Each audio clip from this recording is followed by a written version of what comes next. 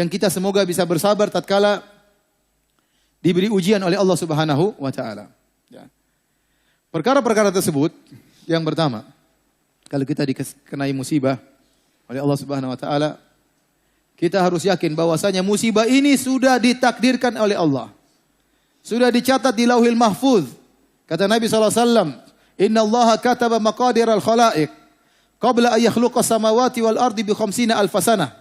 Sungguhnya Allah telah mencatat takdir seluruh makhluk 50.000 tahun sebelum Allah ciptakan langit dan bumi. Tidak mungkin kita terhindar dari musibah tersebut. Kata Nabi SAW, wa ma asabaka lam yakun liyukhti'ak. Kalau ada sesuatu yang menimpamu tidak mungkin meleset darimu, tidak mungkin kau bisa menghindar. Wa ma akhta'aka lam yakun liyusibak. Kalau ada yang tidak mengenaimu tidak akan mengenaimu. Ya, jadi kalau sudah ditakdirkan oleh Allah musibah ini pasti terjadi, nggak mungkin kita menghindar, nggak mungkin kita menghindar. Tahu-tahu ternyata kita dizalimi orang. Tahu-tahu mobil kita dicuri orang. Sudah, ini sudah ditakdirkan. 50.000 tahun bukan sebelum kita diciptakan. Sebelum Allah menciptakan langit dan bumi. Sudah ditakdirkan si fulan pada hari ini mobilnya dicuri. Kalau antum pulang ke rumah, tahu-tahu istri antum ngomel-ngomel. Antum bilang sudah ditakdirkan. 50.000 tahun sebelum Allah menciptakan langit dan bumi. Memang ditakdirkan kau ngomel sama saya. Sudah ditakdirkan. Sudah, ente tenang. Enggak terlalu marah-marah. Udah ditakdirkan. Sabar. Tidak mungkin kita menghindar dari takdir tersebut. Namun jangan disalahpahami. Bukan berarti kalau kita bersabar kita pasrah. Ini salah paham. Kita terkena musibah, kita berusaha menghadapi musibah tersebut. Contoh, kalau kita sakit bukan berarti pasrah, berobat. Tadawu ibadallah, berobatlah kalian. Makanya sabar itu bukan sama dengan pasrah, bukan. Sabar itu nerima takdir Allah, tidak protes, namun berusaha cari solusi. Itu sabar. Makanya Allah mengatakan kepada Nabi Muhammad SAW, wasbir kama sabara ulul azmi minar rusul. Bersabarlah engkau wahai Muhammad, sebagaimana para rasul ulul azmi. Nah, azm dalam bahasa Arab itu tekad. Nah, para rasul disifati oleh Allah dengan dua, sabar dan ulul azm. Sabar dan pemilik tekad yang kuat. Kata para ulama itu dalil bahwasanya sabar itu bukan menghilangkan tekad. Orang bersabar terkena musibah, dia berusaha cari solusi. Kalau dia dapati istrinya akhlaknya buruk, bukan kemudian dia pasrah. Dia berusaha dakwah istrinya, dia ajak ke pengajian, dia nasihati. Tapi kalau istrinya ngomel, dia sabar. Sabar. Sudah tercatat 50.000 tahun sebelum Allah ciptakan langit dan apa? Bumi. Sama kalau suaminya jahat atau sering menyakiti, sudah ditakdirkan, mau diapain. Tapi bukan berarti kita pasrah. Kita pasrah terhadap takdir Allah, tapi kita berusaha mencari solusi. Ini yang pertama. Kalau kita beriman dengan takdir, perkara lebih ringan. Orang mencaci maki kita, orang menghina kita, orang tuduh kita dengan tuduhan yang tidak-tidak. Mau diapain? Sudah ditakdirkan. Tidak bisa kita menghindar. Ma asabaka lam yakun liyukhti'ak. Apa yang menimpamu tidak bisa kau hindari, kata Nabi SAW. Baik, ini yang pertama. Mudahkan kita untuk bersabar. Yang kedua, para hadirin, agar kita mudah bersabar. Yakinlah bahwasanya segala musibah yang menimpa kita, kalau kita bersabar menghadapinya, kita akan mendapatkan dua kemuliaan. Pertama, dosa-dosa kita dikurangi. Yang kedua, derajat kita ditinggikan. Tidaklah musibah menimpa kita ini kecuali akibat ulah perbuatan kita. Kata Allah Subhanahu wa taala, "Wa ma asabakum min musibatin fabima kasabat aydikum." Tidak ada musibah yang menimpa kalian, musibah apapun kecuali akibat ulah perbuatan kalian. Sampai ulama mengatakan semuanya, ente gelisah, ente sedih, Anda ketakutan, apa saja musibah, sampai musibah kecil yang menurut kita ringan itu musibah. Itu semua karena dosa-dosa. Makanya Nabi SAW bersabda, "Ma yusibul mu'min min wasabin wala nasabin wala hammin wala hazanin wala ghammin wala adhan wala syauka yushakuha illa kafarallahu bihi khotayahu." Kata Nabi SAW, tidaklah sesuatu pun menimpa seorang mukmin. Apakah dia sakit? Sakit ini akibat dosa-dosa kita. Makanya Nabi SAW pernah bersabda, la tasubbul humma, jangan kalian mencaci maki demam. Fa innaha tudhibul khotaya kama yudhibu al-kir khabathal hadid. Karena sungguhnya demam itu bisa menghilangkan, menggugurkan dosa-dosa. Sebagaimana alat pandai besi menghilangkan karat dari besi. Jadi sakit itu kalau kita sabar mengurangi dosa-dosa kita. Sabar yang penting. Kata Nabi, tidaklah menimpa seorang mukmin kecuali akan menghapuskan dosa-dosanya. Baik sakit atau letih, bahkan letih. Wala hazanin, kesedihan tentang masa lalu. Teringat terus gak hilang-hilang. Sedih terus, kesedihan hati. Ini menghilangkan dosa-dosa. Wala hammin, kekhawatiran tentang masa depan, nanti bagaimana, kekhawatiran tentang ekonomi, tentang kesehatan, tentang rumah tangga, kekhawatiran. Ini juga kalau kita menghadapi dengan sabar, menghilangkan dosa-dosa. Ya, kemudian apa? Wala ghammin, kegelisahan. Subhanallah, kata sebagian ulama, terkadang Anda bersyukur, tiba-tiba Anda gelisah. Ada apa gelisah? Tidak tenang. Itu cara Allah membersihkan dosa-dosa dari Anda. Anda tidak dimiskinkan oleh Allah, tidak dimiskinkan, Anda tidak dijadikan anak Anda meninggal dunia, cuma dikasih kegelisahan. Itu sebenarnya menghilangkan apa? Dosa-dosa. Kemudian wala adzan, tidak ada gangguan dari orang lain. Mungkin orang maki-maki, orang mencaci maki, orang menghina, orang mengambil harta kita, merebut harta kita, ya. Wala syauka, bahkan duri yang mengenainya kecuali akan menghapuskan dosa-dosanya. Ini dalil bahwasanya segala musibah yang menimpa kita akan menghapus dosa-dosa kita. Dengan syarat ikhwan, kita bersabar.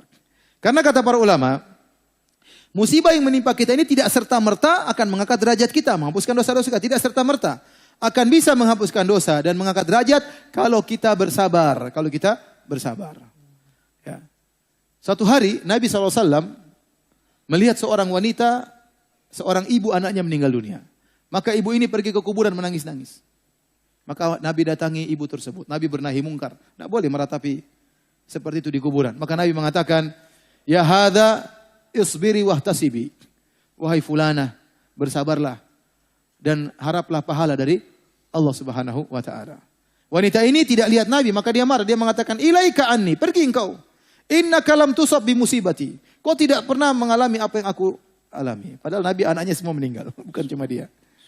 Nabi ulangi lagi. Nabi tidak emosi. Emang kamu aja yang anakmu meninggal? Saya juga anak saya meninggal. 5-5-nya, 6-nya semua meninggal. Tidak, Nabi diam aja. Nabi mengatakan, ya hadza isbiri wahtasibi. Wahai fulana, bersabarlah, haraplah pahala dari Allah. Dia mengulangi lagi, ilaika anni, pergi engkau. Waktu dilihat ternyata Rasulullah SAW. Maka dia minta uzur, maaf ya Rasulullah, saya tidak tahu. Kata Rasulullah SAW, innama sabru inda sodamatil ula. Kesabaran yang sungguhnya tatkala pertama kali terkena musibah. Itu bukti seorang beriman kepada Allah. Makanya kalau kita pertama kali terkena musibah, langsung bilang apa?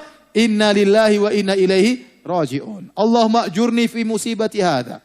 Wa khlufni khairan minha. Ya Allah, berilah aku pahala dalam musibahku ini. Gantilah aku yang lebih baik. Begitu kita kena musibah apa saja, langsung ucapan pertama, inna lillahi wa inna ilaihi raji'un. Kita ini milik Allah. Jangan, kalau kita saja milik Allah, apalagi harta kita, apalagi mobil kita, apalagi rumah kita, apalagi anak kita, apalagi istri kita. Kita saja milik Allah. Semuanya milik Allah dan dia akan kembali kepada Allah. Kalau Allah mau ngambil titipannya, terserah Allah Subhanahu wa taala. Ya.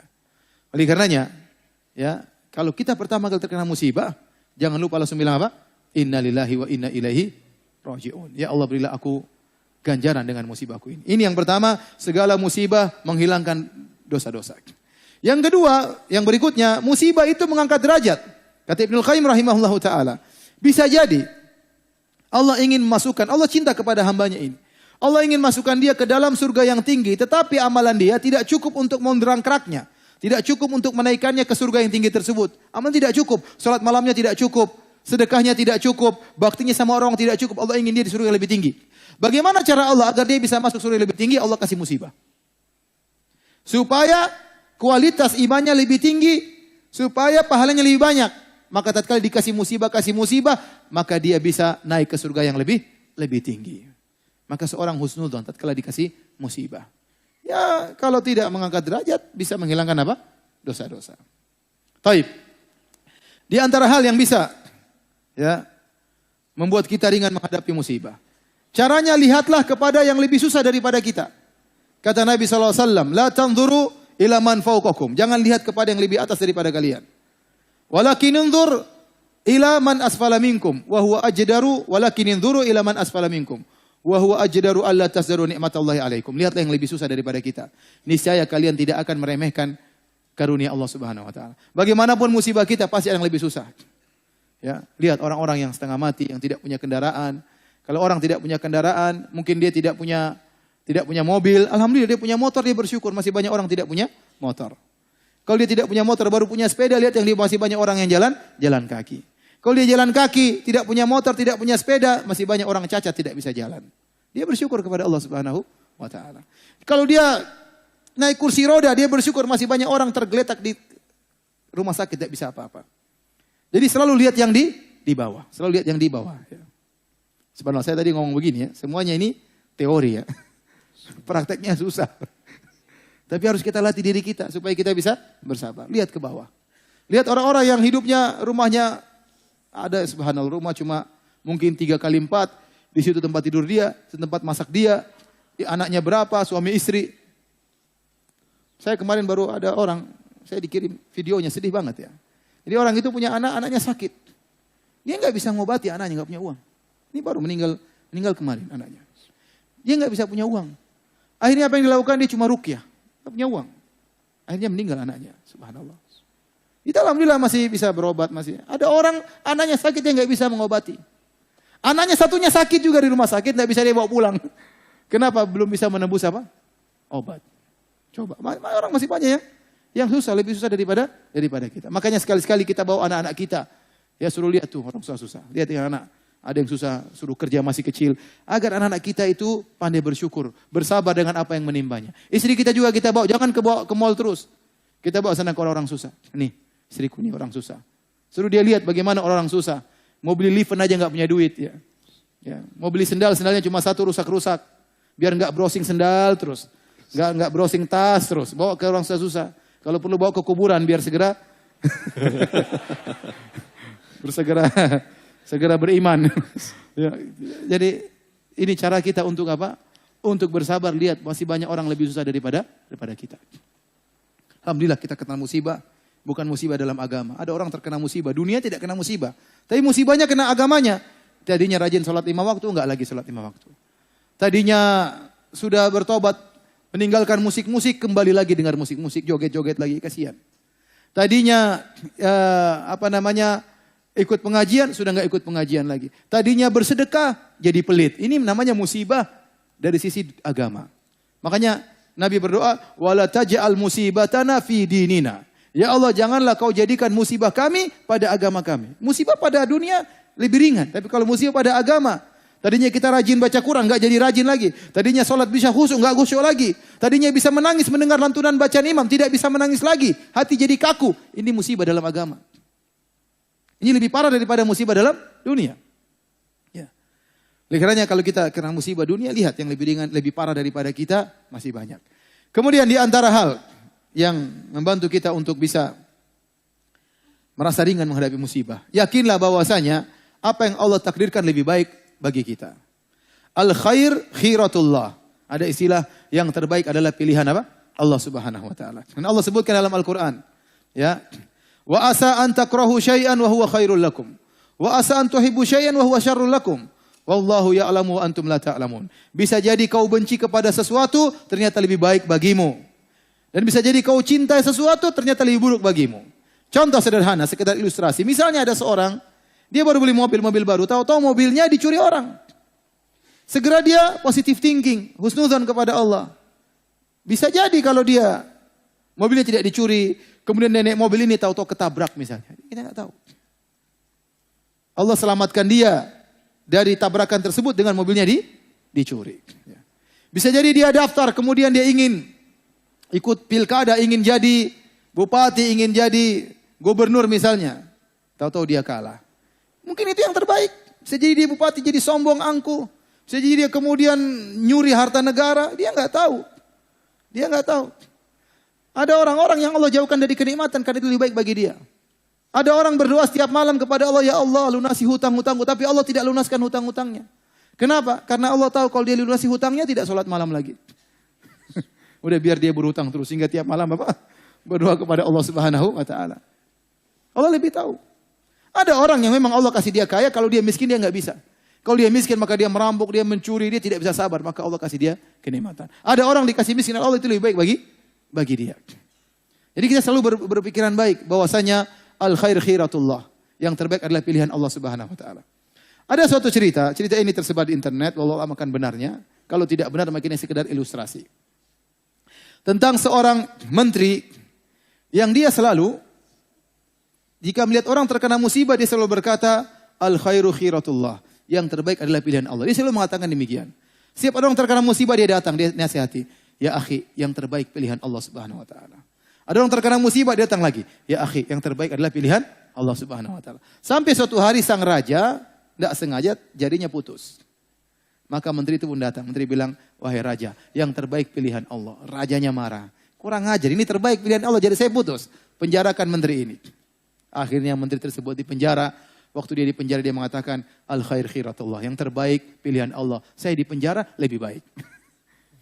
Akhirnya satu hari sang raja keluar bersama sebagian pengawalnya berburu. Berburu dia pergi mengejar buruan, tahu-tahu mereka pergi jauh, terjebak di suatu kabilah-kabilah tertentu, penyembah ruh. Akhirnya mereka mengepung raja dan pengawalnya, ditangkaplah raja dan pengawalnya. Waktu ditangkap mereka dibunuh, mau diserahkan kepada ruh yang mereka sembah atau jin yang mereka sembah. Maka dibakar satu-satu.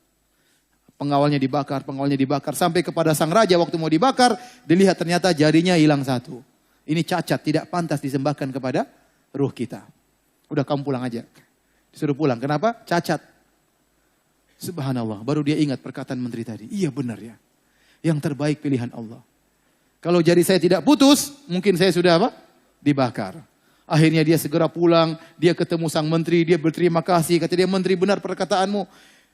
Kalau bukan karena jari ini putus, mungkin saya sudah dibakar. Tapi ngomong-ngomong, kamu waktu di penjara kamu bilang yang terbaik pilihan Allah. Apa yang baik bagimu? Wahai raja, kalau saya tidak di penjara, saya ikut sama kamu, saya dibakar juga.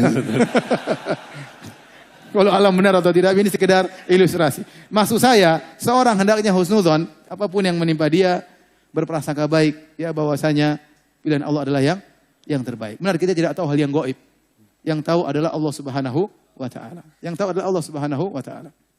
Saya dulu pernah punya kejadian, saya ingin beli rumah. Bukan beli rumah, mau dibelikan orang. Saya ingin dibelikan rumah oleh saudara, kerabat. Waktu harganya sekitar 47 juta kalau nggak salah.